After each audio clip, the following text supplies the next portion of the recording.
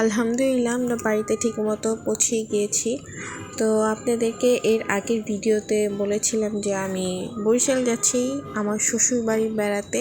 হ্যাঁ, এটাই আমার ফার্স্ট টাইম আমার মেয়েকে নিয়ে যাওয়া বরিশালে। এর আগে আমিও গিয়েছিলাম। তো এটা হচ্ছে বরিশাল ঘুরতে যাওয়ার সেকেন্ড পার্ট, আপনাদের সাথে শেয়ার করব। আশা করি আপনাদের কাছে ভালো লাগবে। তো ভালো লাগলে অবশ্যই আমার চ্যানেলটা ইউটিউব থেকে দেখে থাকলে সাবস্ক্রাইব করে দিবেন, আর ফেসবুক থেকে দেখে থাকলে লাইক এবং কি ফলো করে যাবেন। তো এইখানে বাসে যাওয়ার পরে ইনার বাবা ফ্রেশ হয়েই নিয়েছে। ইনার বাবা তো ঘুম দিয়ে দিয়েছে, আর ইনাকে আমি এখানে খাওয়াচ্ছিলাম। দেন ভাবি আমাদের জন্য নাস্তা নিয়ে আসলো, মিষ্টি, পরোটা এবং কি পিঠা। তারপরে দেখি ঝুম বৃষ্টি নামছে অনেক জোরে। সচরাচর এরকম ঝুম বৃষ্টি দেখা হয় না ঢাকা শহরে, যার জন্য আমি খুবই এনজয় করছিলাম। আর বৃষ্টি যখন টিনের চালের উপর পড়ে যে আওয়াজটা, এই আওয়াজটা আমার অনেক ভালো লাগে। আপনাদের কি ভালো লাগে কিনা অবশ্যই জানাবেন। তো আমি আমার মেয়েকে ডাকছিলাম, আম্মু আসো দেখে যাও অনেক জোরে বৃষ্টি পড়ছে। আর ঝাপনার ভাইয়া বাজারে গিয়েছিল, তারা কেউ বাসায় ছিল না।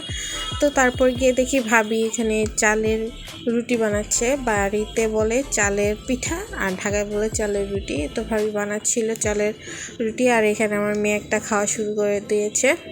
তারপরে দেখি ভাইয়া ঝাপনা বাজার থেকে চলে আসছে। তো ওনাদের মেয়েরা ওনাদের কাছে দৌড়ে যাচ্ছে, যেহেতু আমার মেয়ে দৌড়ে যাচ্ছিল ওর বাবাকে দেখে। মাশাল্লাহ মাশাল্লাহ, সবাই মাশাল্লাহ বলে যাবে। তো আমি আমার মেয়েকে বলছিলাম তুমি কি অনেক হ্যাপি তোমার বাবাকে দেখে, কারণ অনেকক্ষণ ধরে দেখছিল না। তো বলতেছিল যে হ্যাঁ। তারপরে আমি আপনাদেরকে দেখাচ্ছিলাম যে আমাদের বাড়িতে যে গাছগুলি আছে, তো ওই তো দূরে দেখা যাচ্ছে কাঁঠাল গাছ। কাঁঠালটা একবারে গোড়ায় ধরেছে মাটির সাথে। আর এগুলি হচ্ছে লেবু গাছ। লেবু গাছে অনেক লেবু আসছে, 5-6টার মতো লেবু গাছ, কিন্তু ভরপুর লেবু আসছে। অবশ্যই আমি লেবুগুলি ঢাকায় নিয়ে আসছিলাম। আর এটা ছিল মালটা গাছ। মালটা গাছে ছিল 3-4টার উপরে, অনেক মালটা ধরেছিল আলহামদুলিল্লাহ। অবশ্য কি আপনাদের গ্রামের বাড়িতে এগুলি সব কিছু ফ্রেশ টাটকা গাছের থেকে পাওয়া যায়, কিন্তু ঢাকা শহরে তো এরকম পাওয়া যায় না। তো আমি দেখাচ্ছিলাম ওই তো দূরে কত বড় কাঁঠাল, এই কাঁঠালটা না জানি কার মাথার উপরে পড়ে, সেটা বলতেছিলাম আমি আপনাকে। তো এখানে জাম্বুরা গাছেও জাম্বুরা ধরেছে, এটা আরেকটা মালটা গাছ।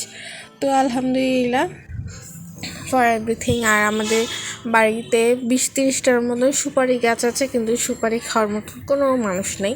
তো এখানে ভাবি রান্না বসে দিয়েছিল গরুর মাংস আর রুটি পিঠা খাবো। তো আজকে ভিডিওটা এই পর্যন্ত। সবাই ভালো থাকবেন, সুস্থ থাকবেন, আল্লাহ হাফেজ।